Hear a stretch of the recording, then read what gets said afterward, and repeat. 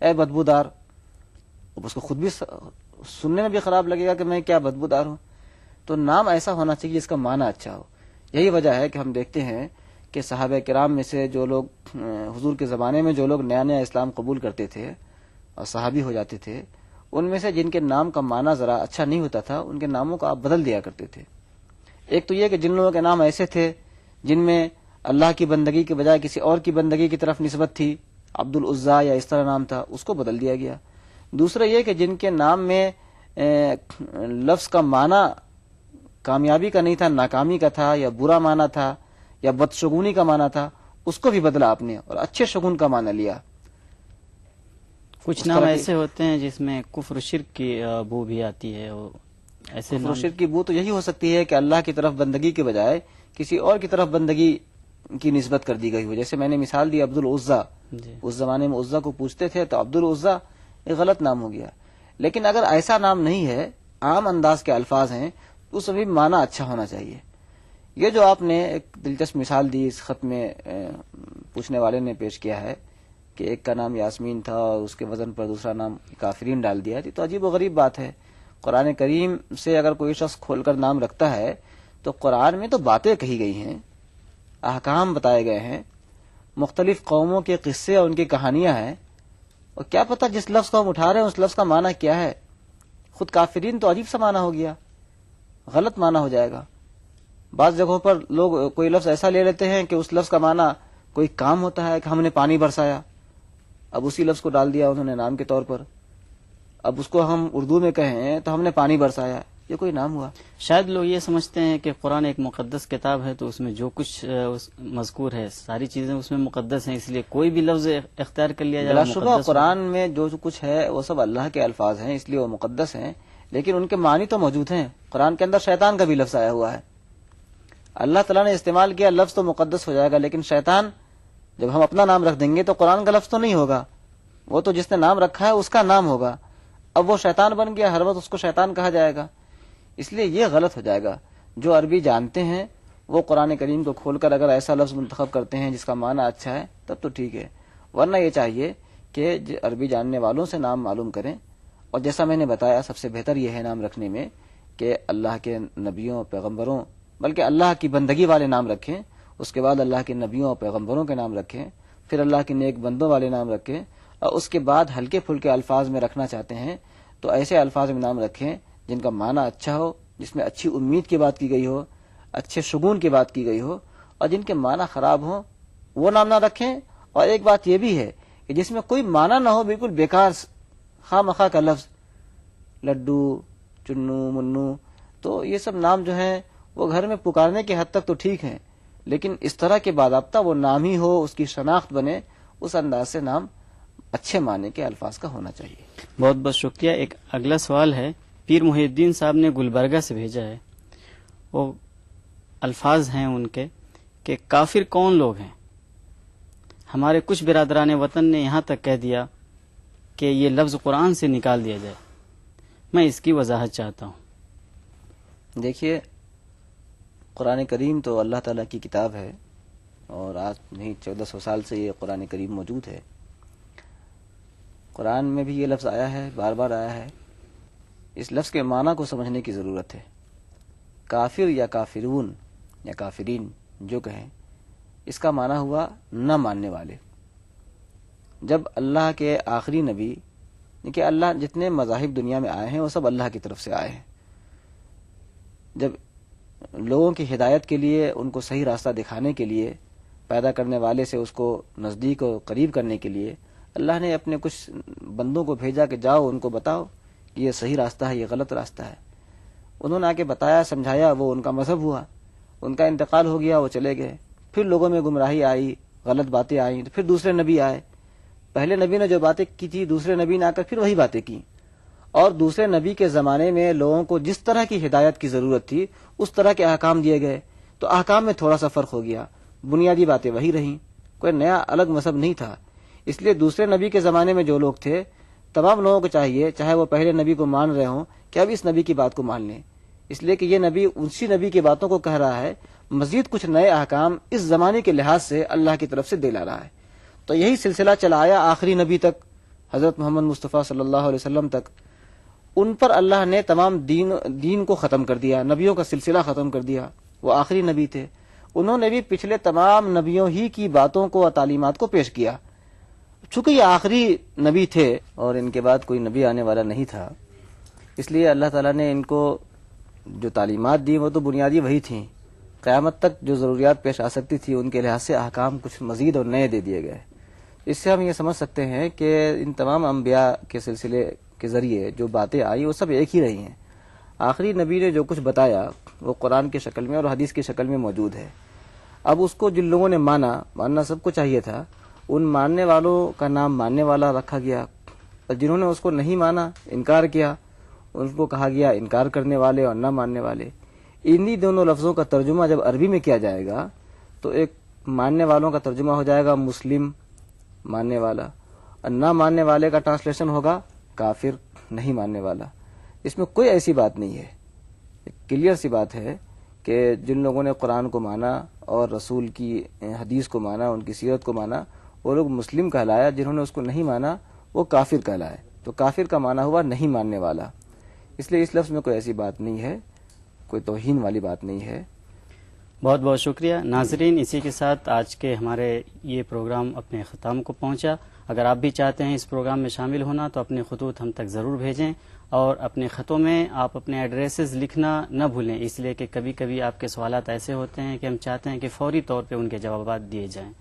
خطوط کے لیے ہمارا پتہ ہے دینی سوال جواب ETV Urdu, Ramoji film city, Hyderabad 501-512. Email سوال جواب 123@yahoo.co.in. اور کل اسی وقت انشاءاللہ آپ سے پھر ملاقات ہوگی. تب تک کے لیے نسیم اختر کو اجازت دیں. خدا حافظ.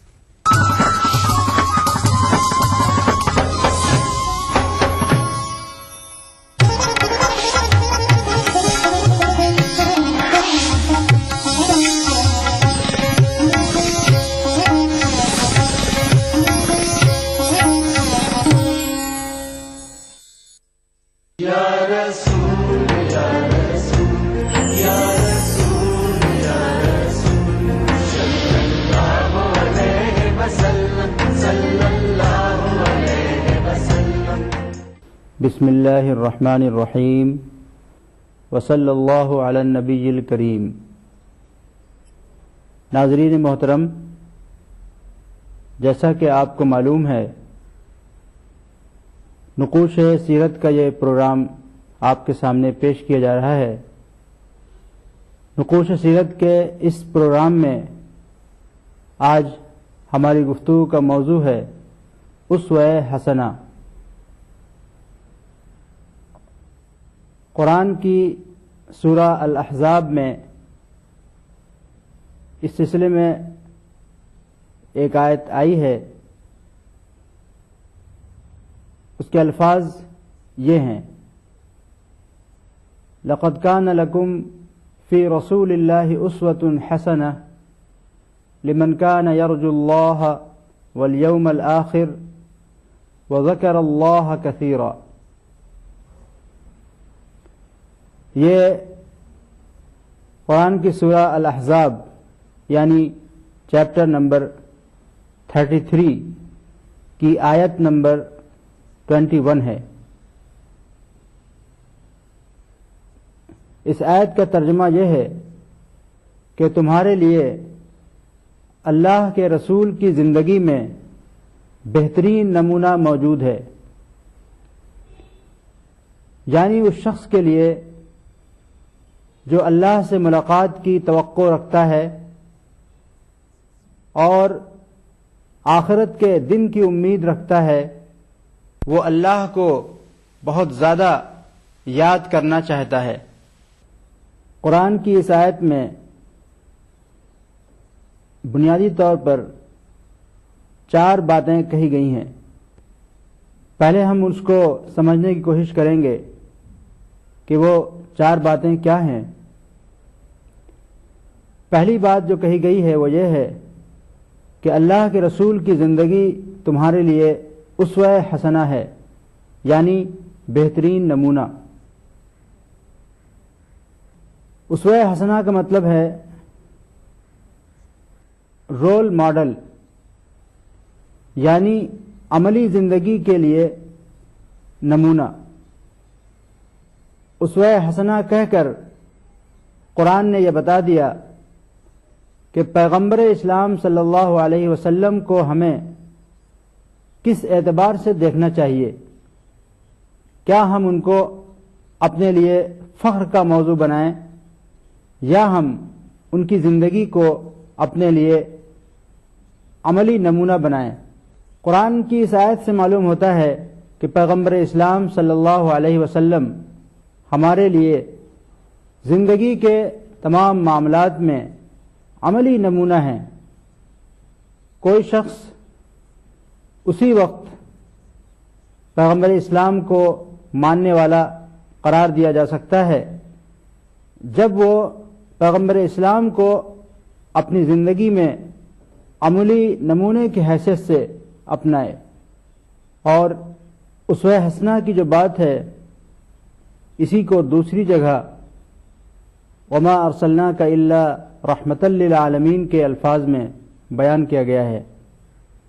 یہ قرآن کی سورہ الانبیاء یعنی چیپٹر نمبر 21 اور آیت نمبر 107۔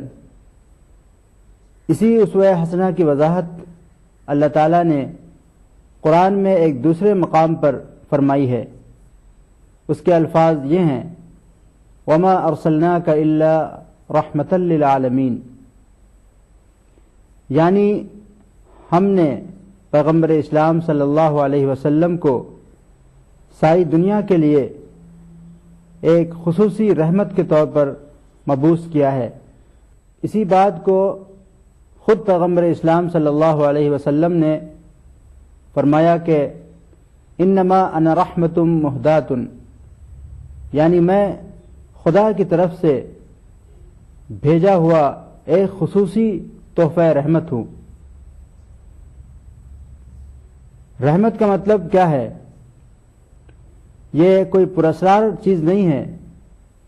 اس کا مطلب یہ ہے کہ اگر انسان پیغمبر کو اپنی زندگی کے لیے نمونہ بنائے گا، ان کے بتائے ہوئے ماڈل کو فالو کرے گا، تو وہ اس دنیا میں بھی کامیاب ہوگا اور مرنے کے بعد آخرت کی جو دنیا ہے اس میں بھی اس کو ہمیشہ ہمیش کی کامیابی ملے گی۔ اللہ تعالیٰ کو یہ مطلوب تھا کہ تاریخ میں ایک عملی نمونہ قائم ہو جائے، ایک ایسا نمونہ جس کو دیکھ کر سارے انسان اپنی زندگی کو خدا کے نقشے کے مطابق ڈھال سکیں۔ لیکن عملاً یہ ہوا کہ پچھلے انبیاء جو آئے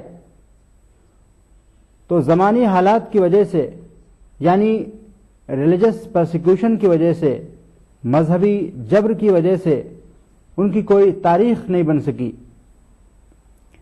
ریکارڈڈ ہسٹری جو موجود تھی اس میں ان کا نام اور ان کے کام کو درج نہیں کیا گیا۔ اسی طرح خدا کی طرف سے جو ہدایت نامہ، جو کتاب وہ لے کر آئے تھے، وہ کتاب بھی محفوظ نہ رہ سکی۔ اور اسی طرح ان حضرات کے ساتھ کوئی طاقتور ٹیم اکٹھا نہیں ہو سکی جو بعد کے زمانے میں ان کے مشن کو آگے بڑھا سکے۔ پیغمبر اسلام کے معاملے میں یہ ہوا کہ اللہ تعالیٰ نے اپنی خصوصی نصرت کے ذریعے یہ کیا کہ آپ تاریخ میں ریکارڈ ہو گئے۔ آپ کی سیرت، آپ کا کردار، آپ کا لایا ہوا انقلاب، آپ کی بتائی ہوئی تعلیمات، ہر چیز تاریخ کا حصہ بن گئی۔ اسی طرح آپ جو کتاب لے کر آئے تھے یعنی قرآن، وہ ایک محفوظ کتاب بنا دیا گیا۔ اس کا ایک ایک لفظ، ایک ایک کاما، فل اسٹاپ، ہر چیز محفوظ ہے۔ اسی طرح اللہ تعالیٰ نے یہ کیا کہ اپنی خصوصی نصرت کے ذریعے پیغمبر اسلام کے گرد ایک طاقتور ٹیم جمع کر دی، یعنی اصحاب رسول کی ٹیم۔ یہ تقریباً 1.5 لاکھ لوگوں پر مشتمل ایک طاقتور ٹیم تھی۔ اس میں کا ایک ایک شخص اپنے آپ میں ایک مشن تھا۔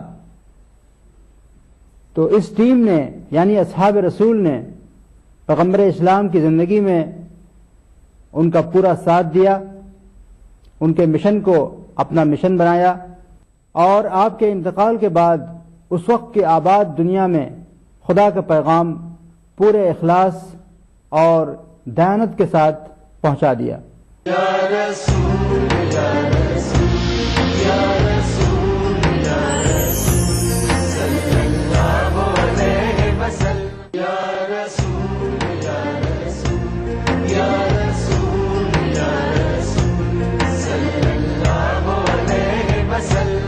ساری کائنات مسرور ہے، جشن میلاد رسول ہے، اے نبیوں کے سردار، نگاہ عشق و مستی میں وہی اول وہی آخر، وہی قرآن وہی فرقان، وہی یاسین وہی طٰہٰ۔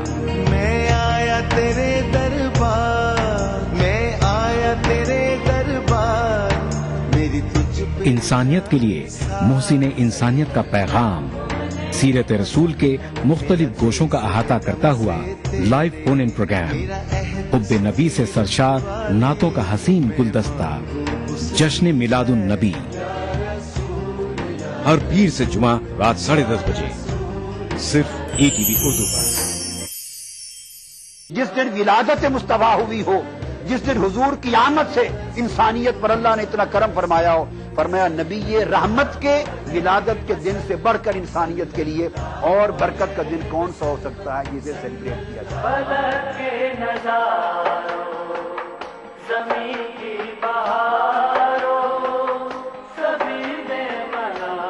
میلاد النبی ہر پیر سے جمعرات دوپہر 2:30 بجے صرف ETV اردو پر۔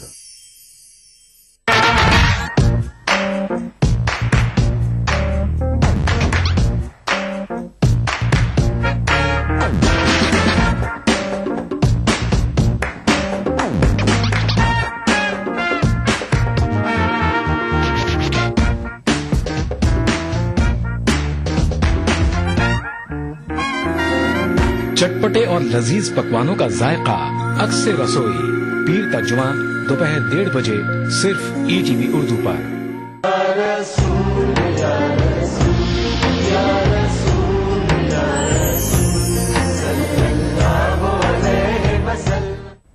میں نے جو آیت پڑھی ہے آپ کے سامنے، اب ہم آیت کے اگلے 3 الفاظ کی وضاحت کرنا چاہیں گے۔ پہلا لفظ ہے یرجو اللہ۔ ہم چاہیں گے کہ مثالوں کے ذریعے اس کی وضاحت کریں تاکہ یہ سمجھنا آسان ہو کہ اسوہ حسنہ کا مطلب کیا ہے، کس طرح پیغمبر ہمارے لیے نمونہ ہے، کس طرح پیغمبر کی زندگی ہمارے لیے ایک رول ماڈل کی حیثیت رکھتی ہے۔ یرجو اللہ کا مطلب ہے کہ اس شخص کے لیے نمونہ جو اللہ کو اپنا سپریم کنسرن بنانا چاہتا ہو۔ ایک شخص جب یہ پڑھتا ہے قرآن میں کہ اللہ ہی کو اپنا سپریم کنسرن بناؤ، اللہ ہی سے محبت رکھو، تو اس کے ذہن میں فطری طور پر یہ خیال آتا ہے کہ اس کا عملی نمونہ کیا ہے، وہ کون سا ماڈل ہے جس کو فالو کر کے میں یہ جان سکتا ہوں کہ یہ ہے خدا کو اپنا سپریم کنسرن بنانا۔ پیغمبر اسلام کی زندگی اس اعتبار سے ہمارے لیے ایک مکمل نمونے کی حیثیت رکھتی ہے۔ جب پیغمبر اسلام پر پہلی وحی اتری اور فرشتہ جبریل نے آپ سے آ کر غار حرا میں یہ کہا اقرأ بسم ربک الذی خلق، کہ اے محمد اپنے رب کے نام سے پڑھیے جس نے آپ کو پیدا کیا، تو پہلی وحی کے بعد جیسا کہ آپ جانتے ہیں کہ آپ پر بہت زیادہ گھبراہٹ کی کیفیت طاری ہو گئی اور آپ اپنے گھر آئے. اس وقت آپ کی اہلیہ حضرت خدیجہ بنت خویلد وہاں موجود تھیں. انہوں نے جب دیکھا کہ آپ بہت پریشان ہیں, آپ گھبرائے ہوئے ہیں, تو انہوں نے اس وقت وہاں آپ کے لیے بستر لگا دیا اور کہا کہ آپ اس پر آرام کیجیے. اس وقت آپ نے فرمایا این الراحہ یا خدیجہ, این الراحہ یا خدیجہ, یعنی اے خدیجہ اب آرام کہاں. یعنی جب مجھ پر سچائی کھل گئی, جب میں نے خدا کے کرشن پلان کو ڈسکور کر لیا, جب میں نے یہ جان لیا کہ اس دنیا میں ہماری کیا ذمہ داری ہے, تو پھر اس کے بعد آرام کیسے ممکن ہو سکتا ہے. اس کے بعد تو اپنے مشن کو ہی سپریم کنسرن بنانا ہوگا. تو اس مثال سے یہ اندازہ ہوتا ہے کہ خدا کو سپریم کنسرن بنانے کا مطلب کیا ہے, یعنی اس کے مشن کو اپنا سپریم کنسرن بنانا. اس کے بعد فرمایا کہ والیوم الآخر, اور جو شخص یہ چاہتا ہو کہ وہ آخرت اورینٹڈ لائف گزارے, وہ ایک ایسی زندگی اختیار کرے جس میں آخرت کو اپنا گول بنایا ہو, وہ ایک ایسی زندگی اختیار کرے جو آخرت اورینٹڈ زندگی ہو. اس کے لیے پیغمبر اسلام کی زندگی میں بہترین نمونہ موجود ہے. آخرت اورینٹڈ زندگی کیا ہے؟ جس میں آدمی بے خوف ہو کر زندگی گزارتا ہے, اس کے سامنے کوئی مقصد نہیں ہوتا, اس کے سامنے آخرت کی پکڑ کا کوئی اندیشہ نہیں ہوتا. ایک زندگی کا نقشہ وہ ہوتا ہے, اور ایک وہ نقشہ ہے جس میں آدمی ہر وقت اس احساس میں مبتلا رہتا ہے مجھے اپنے ہر عمل کا حساب خدا کے سامنے دینا ہے. جب کسی انسان کے اندر یہ احساس پیدا ہو جائے تو اسی کا نام ہے آخرت اورینٹڈ لائف. چنانچہ پیغمبر اسلام کی اہلیہ ام سلمہ کہتی ہیں کہ ایک بار آپ ہمارے گھر میں تھے اور آپ نے اپنی خادمہ کو باہر کسی کام سے بھیجا. اس وقت آپ کو بہت سخت ضرورت تھی, لیکن وہ خادمہ باہر جا کر بچوں کے ساتھ کھیلنے لگی, اور جس کام کے لیے بھیجا تھا اس نے وہ کام نہیں کیا. چنانچہ آپ کو فطری طور پر غصہ آ گیا, آپ کا چہرہ سرخ ہو گیا. اس وقت تھی جب وہ خادمہ آئی تو آپ نے فرمایا کہ لولا خشیت القود لاوجعتک بہذا السواک, یعنی اگر مجھے آخرت کی پکڑ کا اندیشہ نہ ہوتا تو میں اس غلطی پر تجھ کو اس مسواک سے مارتا. تو آخرت اورینٹڈ لائف یہ ہے کہ آپ ہر چیز کے معاملے میں حساس ہو جائیں. اس دنیا میں آپ جب بھی کوئی کام کریں تو آپ کے سامنے یہ حقیقت ہونی چاہیے کہ ہمیں اس کا حساب اللہ تعالیٰ کو دینا ہے. خواہ وہ کسی بھی شخص کا معاملہ ہو, خواہ وہ ایک خادم کے ساتھ ہی کوئی سلوک ہو, وہاں بھی آپ کو بہت زیادہ حساس رہنا ہوگا کہ ہم نے اگر اس کو کچھ تکلیف پہنچائی تو آخرت میں اللہ تعالیٰ ہم کو اس پر ضرور پکڑے گا.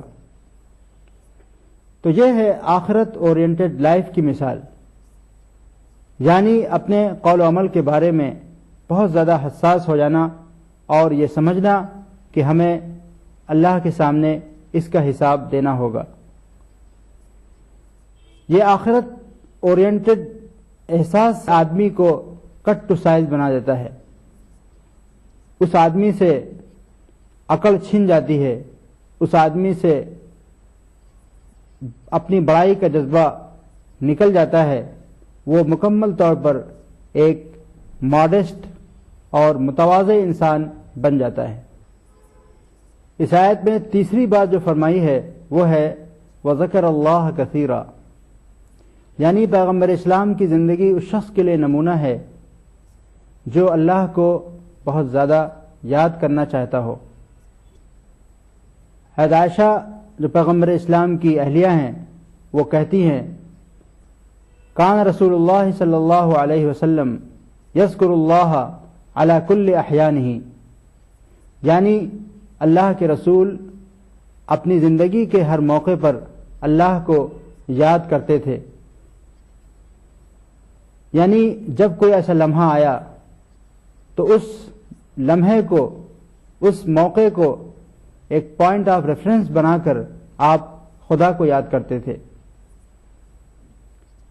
ایک طریقہ یہ ہوتا ہے کہ آدمی کے سامنے کوئی تجربہ، کوئی واقعہ آیا لیکن وہ سرسری انداز میں اس سے گزر گیا، اس نے اس سے کوئی لیسن نہیں لیا، کوئی سبق نہیں لیا، کوئی اسپریچول فوڈ نہیں لیا، بلکہ یوں ہی سرسری انداز میں اس سے گزر گیا۔ لیکن پیغمبر اسلام کا طریقہ یہ نہیں تھا، آپ کا طریقہ یہ تھا کہ آپ ہر تجربے سے سبق لیتے تھے، ہر تجربے کو روحانی تجربے میں تبدیل کرتے تھے، مادی واقعے کو روحانی واقعے میں تبدیل کرتے تھے، مٹیریل ایونٹ کو اسپریچول ایونٹ میں کنورٹ کرتے تھے۔ یہی ہے ذکر علی کل حین، یعنی ہر موقع پر اللہ کو یاد رکھنا۔ یا رسول یا رسول یا رسول یا رسول صلی اللہ علیہ وسلم۔ ادا کروں نماز مسجد حرام میں ایسا دن آئے، میرے اللہ یہ سعادت میرے حصے میں ایک دن آئے۔ ربنا آتنا في الدنيا حسنة وفي الآخرة حسنة وقنا عذاب النار، وصلى الله وسلم على عبده ورسوله نبينا محمد وآله وصحبه أجمعين، والحمد لله رب العالمين۔ الحمد لله رب العالمين الرحمن الرحيم مالك يوم الدين، إياك نعبد وإياك نستعين، اهدنا الصراط المستقيم صراط الذين أنعمت عليهم غير المغضوب عليهم ولا الضالين۔ ای ٹی وی اردو پر پہلی بار مسجد حرام مکہ مکرمہ سے خطبہ جمعہ اور نماز جمعہ کے روح پرور مناظر کا راست ٹیلی کاسٹ ہر جمعہ سپہر 3 بجے صرف ای ٹی وی اردو پر۔ گر فردوس بر روئے زمیں است، ہمی استو ہمی استو ہمی است۔ جموں کشمیر کے ہر واقعے اور ہر پہلو پر ای ٹی وی کی نظر، دیکھیے E T V Urdu Kashmir روزانہ شام 7 بجے اور صبح 7:30 بجے صرف ای ٹی وی اردو پر۔